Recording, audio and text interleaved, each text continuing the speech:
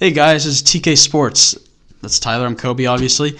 And if you guys could like, comment, share, and subscribe on these videos, I'd really appreciate it. We like the support that you guys gave us in the first video. It was really great. So, but today we're going to be talking about some AL East predictions. Breaking down the division. Yeah. And some breaking news that just happened about a couple hours ago is JD Martinez signed a 5-year, $110 million contract with an opt-out after 2. So, what do you think that says about the Red Sox? Are they trying to, match what the Stanton deal was? Yeah, I think this definitely changes how the division is pretty much laid out. I thought this was when the Yankees picked up Stanton, I thought that it wasn't a for sure 100% thing that they were going to take the division, but I thought it was like an 85% chance. Mm-hmm. I think now with JD Martinez acquisition, the Red Sox definitely cut that margin down to where I could honestly see it being a 50-50 swing between one of the two teams.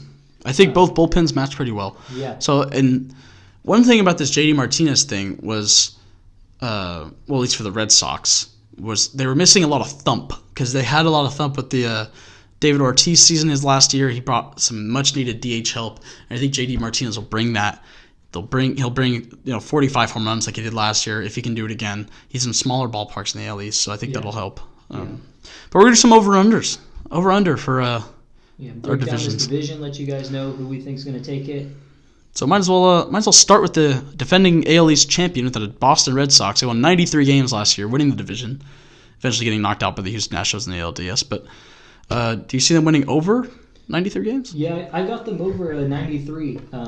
Not by much, again, just because of the pickups that the Yankees had, primarily in Stanton. And again, with the Yankees having such a good bullpen, I don't know if they win much more than 93. But I do have them over. I have them around 90, 95, 97 wins. I think this is a team that can do some damage, definitely. And I think it's the most, I won't want to say underrated, but the team in the AL that teams aren't talking about. I think that Red Sox. the Red Sox. I think it's the one team in the American League that can do some damage that people aren't giving attention. That's a good point because I think when you look at teams that were contending last year with the Astros and the Indians, I mean the Indians set the new record for most consecutive wins in a season. Yeah.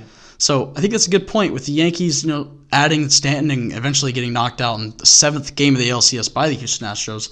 Red Sox are kind of looked at as an afterthought. Yeah. And I think the Twins are in that same category. Yeah. But especially the Red Sox because they won their own division. Yeah. They're kind of overlooked. And people think New York won that division. Yeah, a lot of people forget the Red Sox won that division. And New York had to play the Twins in the wild card game just to get to the ALDS. So, but I think it's a good point. I see the Red Sox also going over 93 wins just because, especially after this JD Martinez signing, I think their bullpen's really great. Their starting rotation's really good. They have a lot of scrappy players. I know that's what you like to call them, scrappy. Mookie Betts, Benintendi, and Bradley Jr. might be, if not the best, second, third best outfield in baseball. They still have the captain and Dustin Pedroia at second base. And so Rafael Devers, young player, Xander Bogaerts. I mean, just all around good talent. And I think I think they match up. Too. Yeah, I think they match up well with the Yankees. So it could be very competitive. So the Yankees came in second, like we said.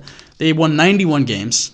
And you think over under 91 wins. I also have them at the over on this one. I think if the Yankees play to their full potential, they stay healthy, especially Stanton.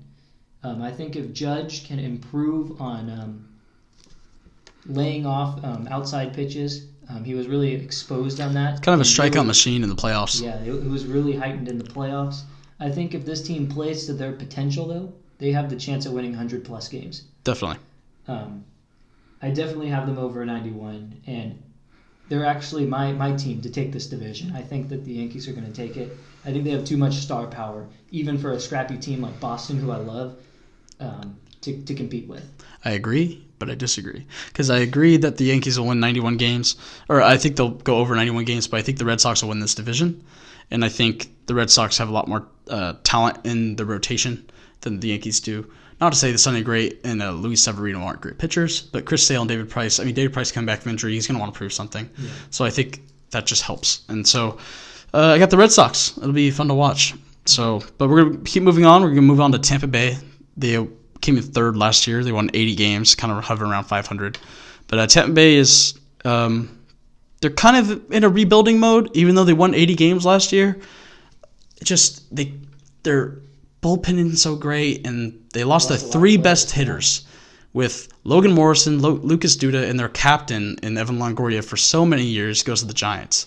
Yeah. So that's tough to see their three best hitters go. I mean, honestly, it sucks, but I see them going down. I don't think there's any other way. Yeah, I have this team actually ending in the cellar. You're talking about a Red Sox team that won the division and improved. A Yankees team that won 90-plus games and improved. I know we're going to talk about them in a little bit, but Toronto, they weren't as good last year as Tampa Bay, but they improved. I think the only team in this division that didn't really improve would be Baltimore. I think they've kind of accepted their role as, a rebuilding phase. But I think Tampa Bay is going to be coming in with this mentality that they're somewhat of a competitor in this division, and it's going to hit them hard after they realize that they've lost all these players on their team. I think 1 or 2 months into this season, they're gonna have a wake up call, and they're gonna probably be towards the cellar of this division. Do you think they maybe look to trade maybe a Kevin Kiermaier or Chris Archer? Yeah, I think they're definitely going to be in the rebuilding phase come mid-season. In July. Yeah, come July, and I definitely think that's definitely something in their realm of possibility. Especially someone like a Chris Archer, they can get a lot for someone like that. Again, to a team that's looking to make a playoff run, and once they realize that they don't have the depth and they need more players, they can get a lot for someone like that. Definitely. So we're gonna keep moving on here. Over-unders with Toronto. They won 76 games coming in fourth, and so I think Toronto got better. They added Yangervis Solarte. They added Aledmus Diaz. They brought back Josh Donaldson on an arbitration case, which is one of the largest I think I've ever seen. Yeah. A year, $22 million. So how do you see them? 76 wins, over and under? I have them over, but I don't have them as a playoff contender. I have them in the 80 to 82 win range. I think this is a team that is going to handle their business against lesser teams and a team that can give playoff hopeful teams a run for their money. Yeah, I think they slide in right to where Tampa Bay was. 80 wins, 81, maybe 500. Yeah. Missed on the wild card. There are a lot of talented teams. I mean, the Angels got better. The Twins got better. Yeah. Actually, the Twins just got better from the Jake Odorizzi trade from Tampa Bay. Yeah. So that helps the Twins there with Irvin Santana. That's a good one, too. But I think they'll stay around 80. Yeah. It's improved, but maybe they look to trade Josh Donaldson at the deadline, or maybe they think they're close enough to contending and getting a wild card spot. Think, we'll hold on to him. Yeah, maybe they make a push. So anything can happen, but that's where we see him. Moving on to Baltimore. Baltimore had 75 wins last year. They still probably have one of the worst, if not the worst, rotations in baseball. Do you see them over or under 75? I see them under. I see them in the, I'd say, 68, 70 win range. And if it's not Tampa Bay in the cellar, it's going to be Baltimore. Yeah. And I feel bad for a lot of their core players, especially Adam Jones. This is a team that had high playoff hopes a few years ago, made a few runs at it. Yeah. Yeah. 2013, if I'm right, 2012 or something like that. They made a few runs, but I just feel bad because things have turned around so quick in Baltimore. Yeah. They've just become almost completely irrelevant just because of the pitching. Yeah, and I think they've kind of missed out on the Machado trade. Yeah. I mean, when you look at it, they want to move him back to short, where he originally started in the majors or was going to start. But then he got so good at third. It's like, does that kind of mess with your head going from third to short? Yeah. Does that affect your bat? I mean, I hope it doesn't, but you never know with all these. When you mess with a guy's stability and he's consistently good at something, why mess with it? And you could have traded him in the offseason when the stove was hot, per se, and the Yankees were interested in him. I mean, you could have had Sanchez, Machado, Stanton, and Judge, which would have been quite the foursome. Yeah. So, but that I think they missed out on that. I get them not wanting to trade in the division. But yeah, I just see them under. I see them under 75 wins. I see them around 68, 72, like you said. Yeah.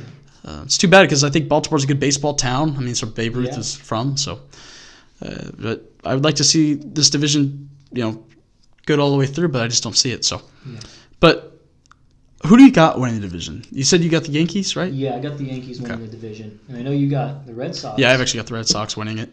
Yeah, just because, I mean, it's not just because of the JD Martinez thing, but we saw them how good they were with Big Papi, and they had that thump in the middle of the order. I just like it, Yeah, definitely. And it's definitely bringing back the old Yankees Red Sox rivalry, the big, superstars in New York versus the grit in Boston. Yeah, scrappy. Yeah. And, the Yankees have always been kind of that way, the big A-Rod, Jeter, Yep. That kind of mold. Big paychecks and big bats. And big players. Yeah. Especially big players now. Yeah. I mean, when you look at Aaron Judge and Giancarlo Stanton, it's like someone made a cookie of Giancarlo Stanton, and they made a cookie-shaped cutter of Giancarlo Stanton, and just made Aaron Judge. It's like there's two of them, and they're just look exactly the same. They both hit the ball with extreme launch angle velocity, whatever advanced metric you want to use. That's what they do. So anyway, but it's pretty crazy. They're fun to watch, and I got the Red Sox winning it. I don't know, why not? Yeah. You got anything else for us? Yeah, I like the Red Sox. I just don't see how they're going to be able to beat the. And I totally understand that. I don't see how they're going to be able to match the power in New York. Honestly, especially moving Stanton into a baby ballpark. They both could win 100 games. And all the baby ballparks really in this division. Yeah, Tropicana, Toronto. Yeah. I mean Camden. Yeah, so obviously Fenway and Yankee Stadium. Yeah. But I think that'll wrap it up for the AL East. Before we we got something. sign off here, I got a question that you guys can answer in the comment section, and then also one for Kobe here. Off the cuff, I like it. So, little trivia for you guys. In 1927, Babe Ruth and Lou Gehrig combined for 107 home runs. That's the most home runs by any teammate duo in the history of baseball. Murderers Row, 1927. Do you think that Stanton and Judge have the capability of breaking history and hitting combined over 107 home runs? And if so, by how much? It's the classic argument in basketball. We kind of heard it when Kevin Durant went to the Warriors. Like, there's only one ball. How is Steph and KD going to share? It's like, well, in baseball, it's like, there's only one baseball.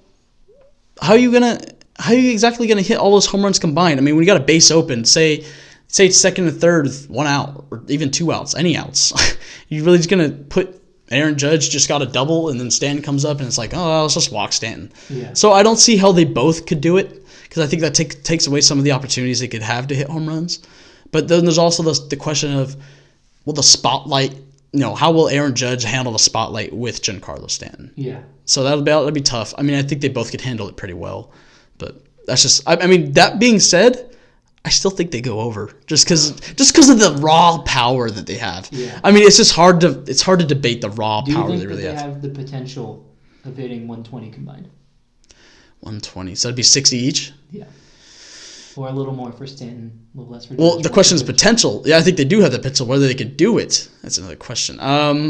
I mean, when Stanton was available last year at the end of the year, and they said, you could maybe go to the AL East. I said, if he goes to the AL East, he could hit 70 home runs. Yeah. He really has that kind of power. They both do. Yeah. And so I know the whole sophomore slump, that's kind of stupid. But, yeah, that kind of comes into it for Aaron Judge. Yeah. Well, with all the expectations in New York, just walks down the street, he takes 100 pictures of people. So that's tough. So yeah, leave your guys' predictions in the comments. Yeah, definitely want to hear those. That's a good question.